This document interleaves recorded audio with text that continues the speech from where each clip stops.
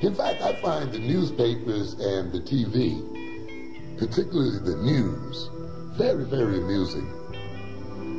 They're real jokes to watch. What kind of civilization can it be when the more civilized you become, the more deadly you become? How can you justify that as civilization? We as a people then have to recognize that there must be an alternative to this kind of being. That the idea of our people is not to share equality with these people, because the system that they represent is one that in and of itself should be rejected. Because we have to recognize that the educated individual is the craziest of all individuals. That the educated individual is the most dangerous of all individuals. When this world comes to its end, it will not be brought to an end by the muggers on the streets, ladies and gentlemen. It's going to be brought to an end by people with PhD degrees. It's going to be brought to an end by people who studied physics and mathematics, who spent 15 and 20 and 30 years in school.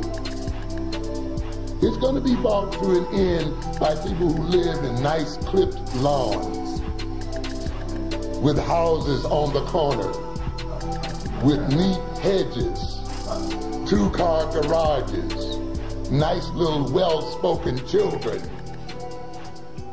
the people who send their kids to private school. What kind of education is it that leads to these kind of people, ladies and gentlemen? These people are being educated into madness.